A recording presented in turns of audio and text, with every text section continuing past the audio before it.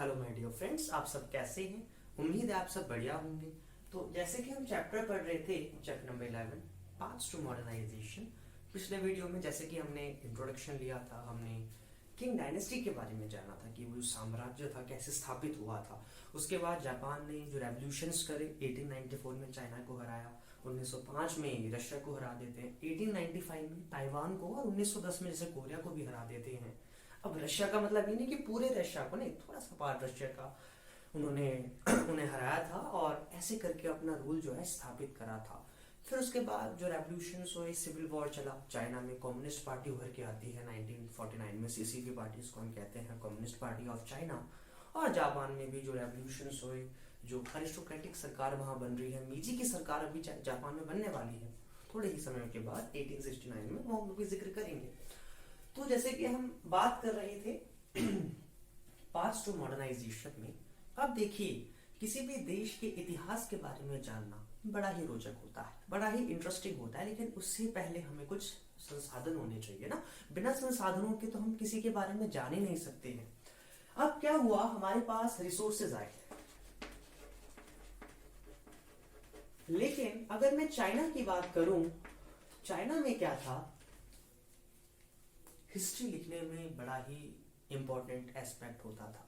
जो हिस्ट्री लेखन होता था, इतिहास लेखन जो होता था, जो हिस्ट्री राइटिंग होती थी, वो बड़े ही इंपॉर्टेंट मानी जाती थी चाइना में। क्योंकि जो राजा होते थे, वो ये मानते थे कि इतिहास उन्हें एक बेस देता है, हिस्ट्री जो है उन्हें एक आधार देता है, और हिस्ट्री के ही अकॉर्डिंग उन्हें जज करा जाता है, किंग्स को ही हिस्ट्री के अकॉर्डिंग जज करा जाता है, ऐसा उनकी मानसिकता थी। तो फिर क्या होता था, जो राजा थे वो डिपार्टमेंट्स बनाते थे, आप कह सकते हो ऑफिशियल कुछ, आप कह सकते हो डिपार्टमेंट्स टाइप के स्टैब्लिश करा करते थे। अब आज के जैसे डिपार्टमेंट नहीं है, उस समय जो भी बन सकते होंगे, तो राजा वैसे ही डिपार्टमेंट बना करते थे जिसमें रिकॉर्ड्स का कलेक्शन होता था, उसके साथ साथ हिस्ट्री लिखी जाती थी, जो उनकी डायनेस्टिक हिस्ट्री है, उनकी जो डायनेस्टी है उसका जो इतिहास है वो लिखा जाता था। तो ये सब चीजें वहां पे लिखी जाती थी। अब क्योंकि जापान में भी चाइना का इन्फ्लुएंस था ना, जब किंग डायनेस्टी थी तो चाइना का काफी दबदबा जापान में था, और जाहिर सी बात है जब कोई कंट्री कॉलोनाइज होती है तो जो कंट्री कॉलोनाइज कर रही होती है उसका इन्फ्लुएंस उस देश में आ ही जाता है। जैसे हमारा भारत देश था, है भारत देश, तो अंग्रेजों का उसमें कंट्रोल था, है ना। अगर हम आजादी से पहले की बात करें तो अंग्रेजों का इन्फ्लुएंस आया है ना। अगर हम अपने लिटरेरी वर्क में देखें, जो हमारा लिटरेचर है उसमें देखें, तो अंग्रेजों का इन्फ्लुएंस आया था। ठीक उसी प्रकार से जापान में, क्योंकि चाइना का इन्फ्लुएंस है तो चाइना इनका इन्फ्लुएंस जापान में आ गया है ना। तो जापान में भी सिमिलर इंपॉर्टेंस मिलने लगी हिस्ट्री राइटिंग को, तो सेम इंपॉर्टेंस हिस्ट्री राइटिंग को मिलने लगी।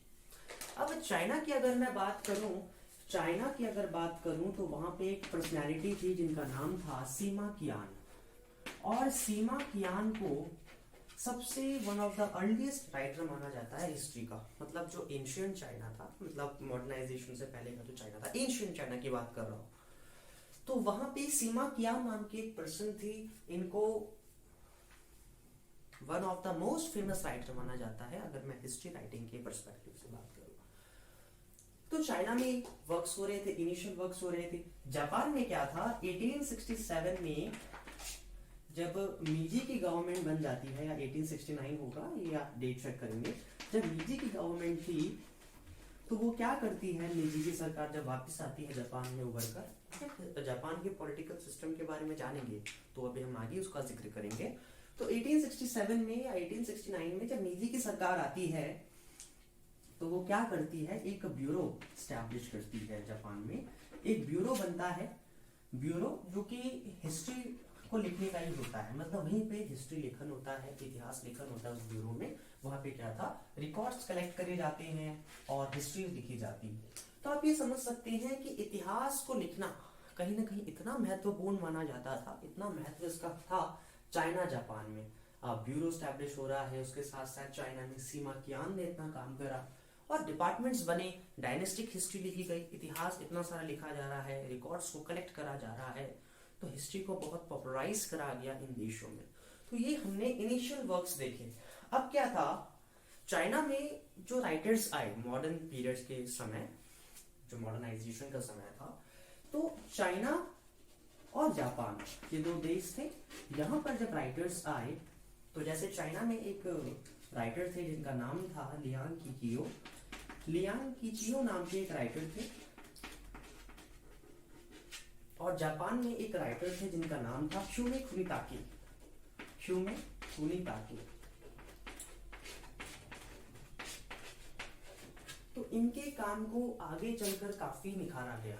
जो मॉडर्न स्कॉलर्स हमारे बनते हैं, जो बाद में स्कॉलर्स आते हैं, वो क्या करते हैं, उनका मेन वर्क क्या होता है, जो अर्लियर रिटन मटेरियल है, जो पहले से लिखा गया है, जो राइटर्स ने पहले से लिख के दिया है, उसी को वो और अच्छा उभार के लाते हैं, उसी से हमें परिचित कराते हैं। ये अर्लियर जो मॉडर्न स्कॉलर्स आते हैं, इनका काम यही होता है कि ये चीजें हमें अच्छे से सर्व करते हैं।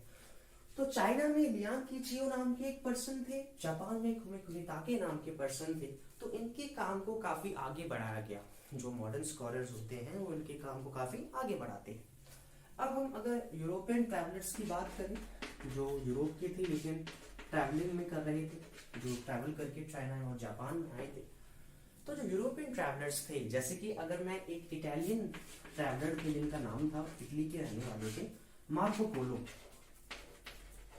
मार्को पोलो, उसके साथ साथ एक और थे जीसस प्रीस्ट थे, जीसस के पादरी थे, प्रीस्ट थे, जिनका नाम था मैथियो रिकी। मैथियो रिकी। तो इटली के मार्को पोलो और एक जीसस प्रीस्ट एक पादरी थे मैथियो रिकी, ये दोनों ही चाइना आते हैं, मतलब अलग अलग टाइम में आते हैं और वहां की परिस्थितियों को ऑब्जर्व करते हुए काफी अच्छा हिस्ट्री लिखते हैं। देन उसके बाद अगर मैं जापान में बात करूं, जापान में जो यूरोपियन ट्रैवलर आए थे उनका नाम था लुईस फ्रुइश।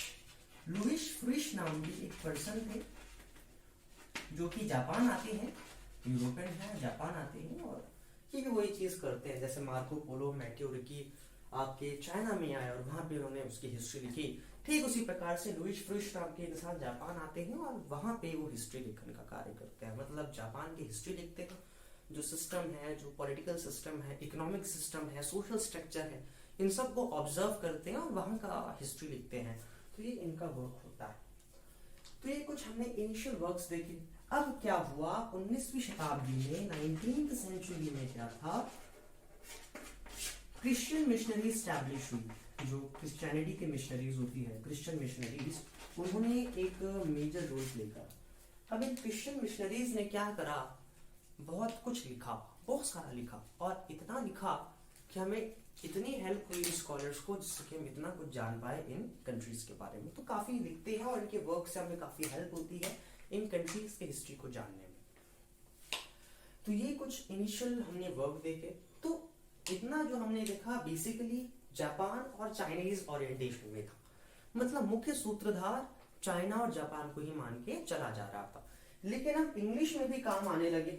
ये जो स्कॉलरशिप थी बेसिकली चाइनीज और जापानीज भाषा में थी, तो इनका जो एविडेंस है मैक्सिमम हमें चाइना और जापान की भाषा में मिलता है। लेकिन अब क्या हुआ, इंग्लिश लैंग्वेज में भी काम पब्लिश होने लगे।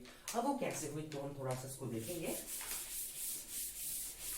तो इंग्लिश लैंग्वेज जैसे कि हम जानते हैं यूनिवर्सल लैंग्वेज है, तो इंग्लिश में भी अब काम पब्लिश होने लगे।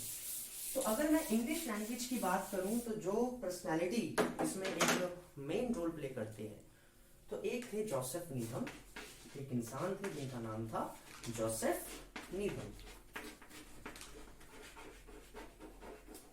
तो ये जो थे ये इंग्लिश में अपना वर्क पब्लिश करते हैं, ये लिखते हैं। इनकी बुक है, इनका जो वर्क होता है उसका नाम है history of science of Chinese civilisation. ये इनका वर्क होता है, चाइनीज सिविलाइजेशन मतलब चाइना का जो सभ्यता है, चाइनीज जो सभ्यता है उसके विज्ञान का इतिहास लिखते हैं। History of science of Chinese civilisation ये इनका वर्क होता है जोसेफ नीथम साहब का, और ये एक काफी अच्छा मॉन्यूमेंटल वर्क करते हैं और इसको इंग्लिश में लिखते हैं। उसके साथ साथ एक और पर्सन थे जिनका नाम था जोसेफ नीथम के साथ साथ एक थे जोसेफ सैनसम। आई थिंक जोसेफ नहीं होगा, ये आप चेक कर लेंगे, लेकिन सैनसम नाम के एक पर्सन थे, सैनसम। तो जैसे जोसेफ नीथम ने चाइना में वर्क करा, चाइनीज के बारे में लिखा, उसके इतिहास के बारे में लिखा इंग्लिश में, वैसे ही जोसेफ सैनसम ने जापानीज हिस्ट्री के बारे में लिखते हैं। तो मैं देखो आपको दोनों ही एविडेंसेस पैरेलली बता रहा हूं। चाइना के साथ साथ मैं जापान का भी एक रेफरेंस दे रहा हूं। तो जोसेफ सैमसन क्या करते हैं, जापानीज हिस्ट्री और कल्चर में काफी लिखते हैं इंग्लिश में, और इसका पब्लिकेशन भी अंग्रेजी भाषा में होता है जो काफी अच्छा है। तो ये हमने इनिशियली वर्क देखे जो हम समझते हैं बहुत प्यारे थे और काफी अच्छे हैं, इस कल्चर को इन्फ्लुएंस करते हैं, हम देशों के बारे में जान पा रहे हैं। इतना जो हमें ज्ञान मिल रहा है आज की डेट में इन सब के कार्य के बदौलत ही मिला है। अगर इतना कुछ ना हुआ होता तो शायद ही आज हम ये सब जान पाते। तो ये इंग्लिश में इनका वर्क पब्लिश हुआ। अब इसके बाद एक पर्सनैलिटी थे जिनका नाम था नाइतो कोनन। नाइतो कोनन, तो नाइतो कोनन नाम के एक इंसान थे, एक पर्सनालिटी थे। ये ओरिजिन से तो जापानीज थे, इनका जो रेस था जापान था, जापानीज थे, जापानीज थे लेकिन चाइना में रहा करते थे। ये स्कॉलर थे, जापानीज स्कॉलर थे, विद्वान थे, और ये चाइना में रहा करते थे। जापान से थे लेकिन चाइना में रहा करते थे, कार्य चाइना में करते थे। तो अब ये क्या करते हैं, ये जो अपना स्कॉलरशिप होता है, जो उनका स्कॉलरली राइटिंग्स होती है, जो ये अपना वर्क करते हैं, ये वर्ल्ड वाइड फेम हासिल करता है। मतलब विश्व के अलग अलग देशों से जो स्कॉलर्स थे वो काफी प्रभावित होते हैं इनके कार्य को देख के। इतना अच्छा लिखते थे कि पूरे वर्ल्ड वाइड फेम हासिल करा, पूरे वर्ल्ड वाइड इनके वर्क को जो है पॉपुलैरिटी मिली। तो जापानीज थे लेकिन चाइना में रहा करते थे। और 1907 में ये क्योतो में, क्योतो एक सिटी है आपको जापान में मिलेगी, तो वहां पे एक इंस्टीट्यूशन स्टैब्लिश करते हैं जिसका नाम है departmental of oriental studies. Department of oriental studies. तो डिपार्टमेंट ऑफ ओरिएंटल स्टडीज नाम का एक इंस्टीट्यूशन ये बनाते हैं, स्टैब्लिश करते हैं 1907 में क्योतो में। क्योतो एक जगह है, एक सिटी है, आपको जापान में देखने को मिलेगी। तो उसके एस्टैब्लिशमेंट में काफी मेजर रोल प्ले करते हैं। तो इनका जो स्कॉलरली राइटिंग होता है बहुत फेमस होता है, और इतना हमको जान पा रहे हैं, एविडेंसेस हमें मिल रहे हैं। बेसिकली हमें कैसे मिले हैं, स्कॉलरली राइटिंग्स के थ्रू मिले हैं। इन जो सारे स्कॉलर्स ने इन्होंने लिखा है, इनकी लेखनी के द्वारा ही हम जान पा रहे हैं। तो स्कॉलरली राइटिंग्स हो गया, आपके ऑफिशियल रिकॉर्ड्स हो गए, उसके साथ साथ ट्रैक्ट्स हो गए, इन सब के बदौलत ही ये रिसोर्सेज पूरे होते हैं। और इन सारे फेमस पर्सनैलिटीज के काम के कारण ही हम जान पा रहे हैं कि उन्होंने इतना अच्छा लिखा है, उसके कारण ही हम जान पा रहे हैं। अब क्या होता है, जब चाइना में उथल पुथल होती है, चाइना में जब कम्युनिस्ट पार्टी का सिलसिला था, खैर उससे पहले की बात है ये, जब चाइना में जैसे किंग डायनेस्टी हट चुकी थी, है ना, चाइना में अलग अलग चीजें आ रही थी, रेवोल्यूशंस हो रहे थे। तो ये क्या कहते हैं नाइतो कोनन साहब कि जो चाइना में जो रिपब्लिकन गवर्नमेंट है, जो चाइनीज रिपब्लिकन गवर्नमेंट है, ये बहुत इंपॉर्टेंट है। मतलब ये सरकार अभी आई नहीं थी, वहां पे क्या था उस समय, एरिस्टोक्रेटिक कंट्रोल था, सेंट्रलाइज्ड पावर थी, सारी जो सत्ता होती थी एक इंसान के हाथों में होती थी उस समय, जब नाइतो कोनन का समय था, है ना। तो वो कहते हैं फिर ये चेंजेस हो रहे थे, नाइतो कोनन के समय में बदलाव हो रहे थे, मतलब उथल पुथल हो रही थी। तो नाइतो कोनन कहते हैं कि जो रिपब्लिकन गवर्नमेंट है ये बहुत इंपॉर्टेंट है, इसको आना ही चाहिए, तब जाके ही जो अरिस्टोक्रेटिक सिस्टम है, जो सेंट्रलाइज पावर का कंसेप्ट है, जो सारी सत्ता एक के हाथ में है ना, कुछ ही लोगों के पास जो पावर आ रही है, तब जाके ही ये सिस्टम जो है हट सकेगा। और जापान का इसमें एक मेजर रोल होने वाला है। अब ऐसा कहकर ये जापानीज कंट्री को काफी अच्छा बताते हैं, क्योंकि खुद जापान के हैं तो स्वाभाविक सी बात है उसके तरफ तारीफ तो करने ही वाले। जैसे हम भारतीय हैं तो अगर हम कहीं भी जाएंगे तो भारत की तारीफ ही करने वाले हैं, ये तो हमारा नेचर है। तो कहते हैं कि जापान का इसमें मेजर रोल होने वाला है। तो ऐसा कहकर ये क्या करते हैं, चाइना में जो नेशनलिटी है, जो चाइना में नेशनलिज्म है, उसको कहीं ना कहीं वो उसकी पावर को जो है अंडरएस्टिमेट करते हैं, उसको उतना नहीं समझते हैं, जो थोड़ा सा गलत था। अब देखिए, जैसे नेमिंग सिस्टम होता है, हम इंडिया में अगर बात करें, जैसे मेरा नाम वैभव जोशी है, तो क्या है, पहले सरनेम नहीं आता, पहले नाम आता है, उसके बाद सरनेम आता है। अब क्या है, जापान में क्या होता है, अपोजिट सिस्टम है, पहले यहाँ पे सरनेम आता है, फिर जाके नाम आता है। अगर मैं इसको इंडियन उसके अकॉर्डिंग देखूं तो नाम क्या होना चाहिए, कोनन नाइतो, लेकिन क्योंकि सरनेम पहले आता है जापान में, तो नाइतो कोनन, इसलिए इनका नाम ऐसा पड़ा। ये भी ध्यान रखना है। देखिए, कल्चर अलग अलग होते हैं कुछ माइनर से डिफरेंस होते हैं जिसके कारण एक नया कल्चर उभर के आ जाता है। तो ये सब अंतर हम देख पा रहे हैं। तो ये हमने कुछ रिकॉर्ड देखा, कुछ हमने एविडेंसेस को समझा कि कैसे इनके कार्य को जो आधुनिक जो स्कॉलर्स होते हैं, बाद के समय के जो स्कॉलर्स होते हैं, कैसे इन सब के वर्क्स को आगे बढ़ाते हैं, है ना, और हमें अच्छे से ये डिलीवर करते हैं और हमें जो है इतना सारा जानने को मिलता है। तो ये अभी हमने देखा एक इनिशियल लेवल, है ना, हमने रिसोर्सेज को समझा, जो संसाधन है जिसके बदौलत हम इतना कुछ जान पा रहे हैं वो हमने देखा। अब हम स्टडी करेंगे चाइना और जापान के बारे में थोड़ा सा। चाइना और जापान। तो चाइना की बात करते हैं पहले। चाइना आप देखते हैं, अगर आप वर्ल्ड मैप पे देखेंगे तो चाइना बहुत बड़ा देश है ना, बहुत सारे क्लाइमेटिक जोन्स में आता है ना, मैनी क्लाइमेटिक जोन्स में आता है, अलग अलग क्लाइमेटिक जो जोन्स हैं उसमें चाइना आता है। जाहिर सी बात है, बड़ा सा देश है, अलग अलग एरिया है, अलग अलग लैटिट्यूड में है, लॉन्गिट्यूड में है, तो अलग अलग क्लाइमेटिक जोन्स में आता है। वास्ट देश है, बड़ा देश है। अब अगर मैं यहाँ पे इसकी नदियों की बात करूं, चाइना का जो कोर पार्ट है, चाइना का जो सेंट्रल पार्ट है, अगर आप ऐसे समझे तो वहां पे मुख्य 3 नदियां हैं, 3 रिवर्स है वहां पे। कौन कौन सी 3 नदियां हैं?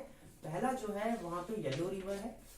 फर्स्ट जो वहां पे नदी मिलेगी वो येलो रिवर मिलेगी। येलो रिवर आपको चाइना में मिलेगी, जिसको चाइनीज भाषा में वांगही बोलते हैं। क्या बोलते हैं? वांगही।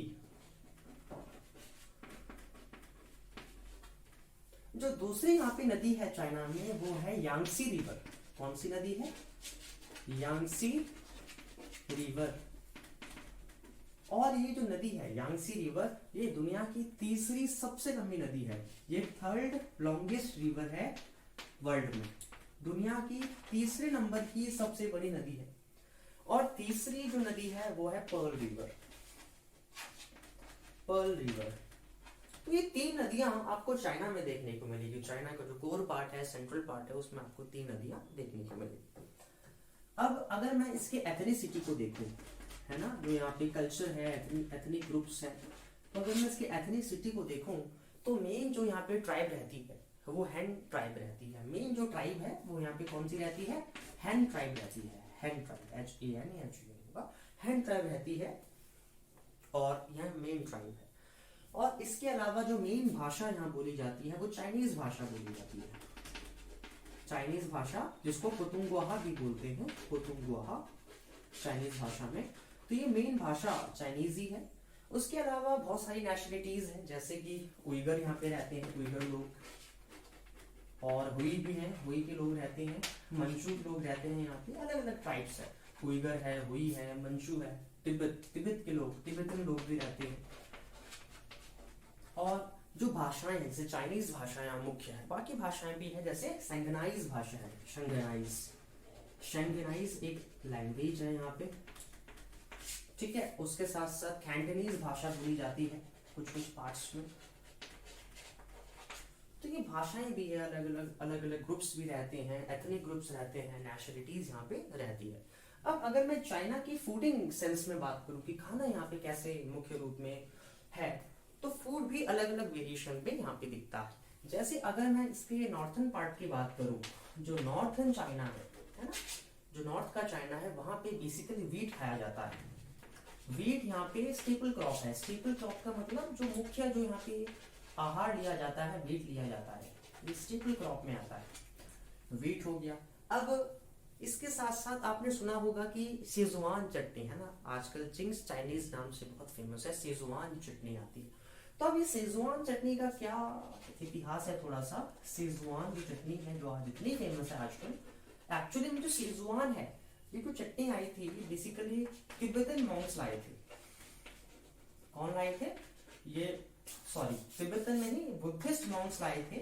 जो बुद्धिस्ट मॉन्क्स थे, है ना, संत लोग, बुद्ध उसके होते हैं, बुद्धिज्म के जो मॉन्क्स होते हैं।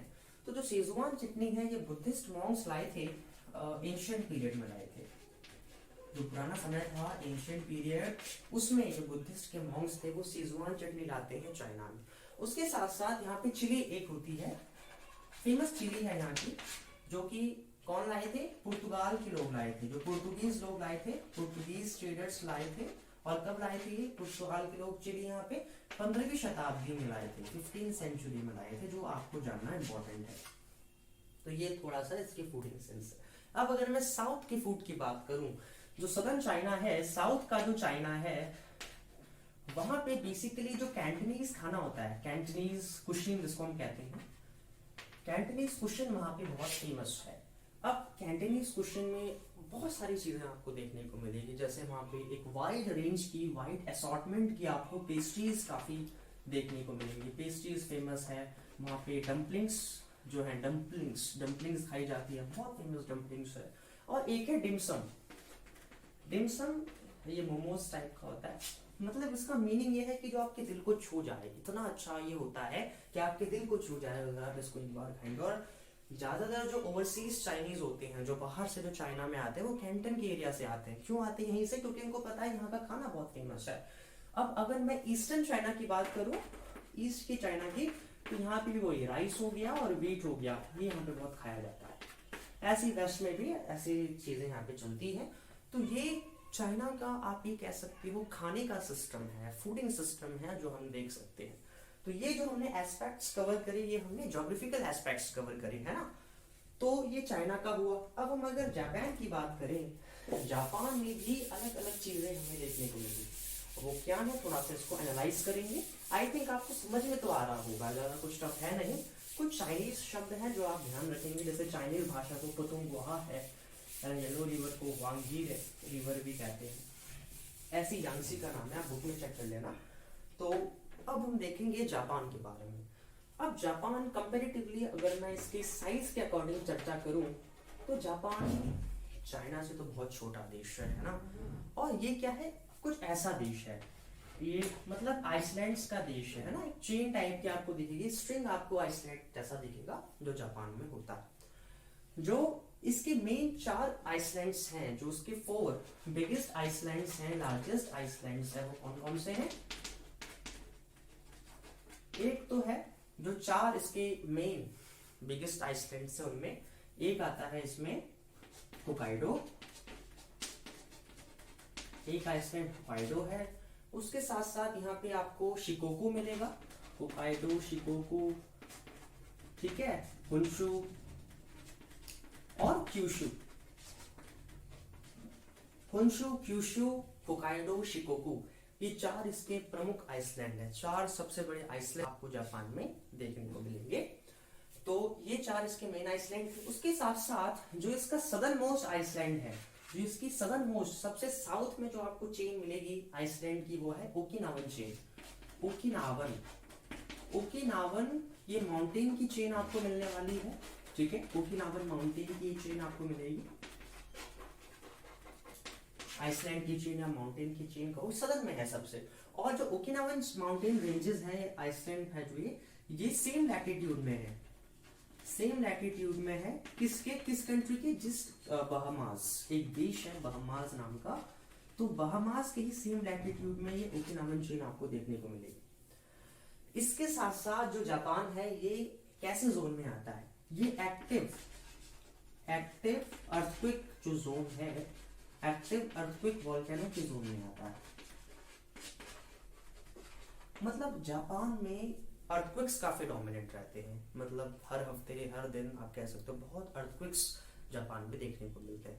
इसीलिए वहां का जो आर्किटेक्चर है, वहां पे जो घर बनते हैं, जो हाउस बनते हैं, वहां का जो आर्किटेक्चर का सिस्टम आप देखेंगे वो अलग वे से है। हमारे इंडिया जैसा आर्किटेक्चर नहीं है, जैसे हमारे यहाँ प्लस्तर होता है, बहुत सारी चीजें होती है, वैसा नहीं है वहां पे। वहां का जो आर्किटेक्चर का सिस्टम है बड़ा ही अलग है। क्यों है अलग? क्योंकि अर्थक्वेक फेस करना है, तो उसके अकॉर्डिंग इनको अपने आप को प्रिपेयर करना होता है। और कितनी ताज्जुब की बात है, देखिए इतना अर्थक्वेक आता है, उसके बावजूद भी इतना डेवलप देश है। ये बड़ी ही अच्छी बात है, इससे हमें सीखना चाहिए, जापान से इंस्पायर होना चाहिए। तो ये तो था जापान का, थोड़ा हमने देखा। अब क्या है इसके फूडिंग में अगर मैं बात करूं, तो यहाँ पे एनिमल रेयरिंग नहीं होती है। जो पशुपालन होता है, जो एनिमल रेयरिंग करी जाती है, वो यहाँ पे नहीं होती, उतनी नहीं होती, मतलब 0.1%, 1%, बहुत कम यहाँ पे पशुपालन होता है, क्योंकि कंडीशंस उतनी फेवरेबल नहीं होती है। और मेन जो खाना है, वो जो बहुत पॉपुलर होता है, वो एक रॉ फिश है। रॉ फिश जो कचली मछली, जो कच्ची जो मछली होती है वो बहुत खाई जाती है, जिसको जापानीज भाषा में सुशी बोला जाता है। सुशी आपने नाम सुना होगा ना, या शीशम है, ऐसा कुछ, शीशम भी कहते हैं कई जगह। तो कच्ची मछलियां काफी खाई जाती है क्योंकि ये एक रिच सोर्स होता है प्रोटीन का, बहुत अत्यधिक अमाउंट में आपको इसमें प्रोटीन देखने को मिलेगा। और ये वर्ल्ड वाइड फेमस भी है क्योंकि ये बहुत हेल्दी होती है। इसका मेन रीजन क्या है जो इतनी पॉपुलर हो रही है, क्योंकि हेल्दी बहुत होती है। तो रॉ फिश है, सुशी आप देखेंगे जिसको जापानीज में बहुत खाई जाती है। उसके साथ साथ वीट हो गया है ना, ये सब चीजें यहाँ पे काफी खाई जाती है। तो ये हमने फूडिंग सिस्टम देखा, माउंटेन रेंजेस हमने देखी, जापान का हमने रीजन देखा क्यों है। अब यहाँ पे जो मेन ट्राइब्स होती है, एक तो जापानीज है, जापान में जाहिर बात है जापानीज लोग रहेंगे, और जापानीज के साथ साथ एक माइनॉरिटी है, मतलब बहुत कम जो यहाँ पे ग्रुप है, बहुत छोटा सा ग्रुप यहाँ पे रहता है जिसका नाम है आइनू। आइनू माइनॉरिटी के ग्रुप भी यहाँ पे शामिल है। आइनू के लोग रहते हैं, छोटा सा ग्रुप है, अल्पसंख्यक ग्रुप है जो यहाँ पे रहता है, निवास करता है। और जापानीज आइनू के साथ साथ, आइनू माइनॉरिटी में है, ठीक है ना, बहुत कम लोग हैं आइनू के यहाँ पे माइनॉरिटी में है। और उसके साथ साथ यहाँ पे कोरियंस आपको देखने को मिलेंगे, कोरिया के लोग भी आपको। अब प्रश्न ये उठता है कि भाई कोरियंस यहाँ पे क्या कर रहे हैं। एक्चुअली में क्या हुआ था, जब जापान ने 1910 में कोरिया को हथियाया था, 1910 में जब कोरिया को अपने कब्जे में लिया था, तो जापान के लोगों ने क्या करा था, कोरियंस को यहाँ पे शिफ्ट करा दिया, जापान में शिफ्ट करा दिया लेबर की तरह, मजदूरों की तरह, ताकि वो इनका काम कर सके। दैट्स वाई कोरियंस भी आज की डेट में यहाँ रहते हैं। ये सब इनके पॉपुलेशंस के अकॉर्डिंग हमने देखा, ट्राइब्स के अकॉर्डिंग हमने देखा, भाषा जापानीज ही बोली जाती है मैक्सिमम। तो अब चाइना और जापान, ये दो देश जैसे कि हमने जिक्र करे अभी, चाइना और जापान, इन दो देशों में एक कॉमननेस है। क्या कॉमननेस है इन दोनों देशों में, कि ज्यादातर जो इनका लैंड एरिया है, 50% से ज्यादा का जो लैंड एरिया है दोनों ही देशों का, वो कैसा है, माउंटेनियस है, पहाड़ी वाला क्षेत्र ज्यादा है। दोनों ही का ज्यादातर जो पार्ट है वो माउंटेनियस है। कैसा पार्ट है दोनों का, माउंटेनियस थोड़ा ज्यादा है। 50% से ज्यादा ही चाइना जापान का जो एरिया है, रीजन है, माउंटेनियस है, पहाड़ी का क्षेत्र ज्यादा है, जो इनमें कॉमन देखने को मिलता है। तो ये हमने इनका फिजियोग्राफिक डिवीजन देखा, जो कल्चर है कैसा है ना। अब हम नेक्स्ट वीडियो में जापान से आरंभ करेंगे, जापान का जो पॉलिटिकल सिस्टम है, जो राजनीतिक सिस्टम है, फिर कैसे कैसे करके वहां पे निशिजन नाम का एक क्वार्टर आता है, देखेंगे। अभी आप थोड़ा सा वेट करेंगे तो निशिजन की भी चर्चा करेंगे। तो तब तक के लिए थैंक यू, गुड बाय।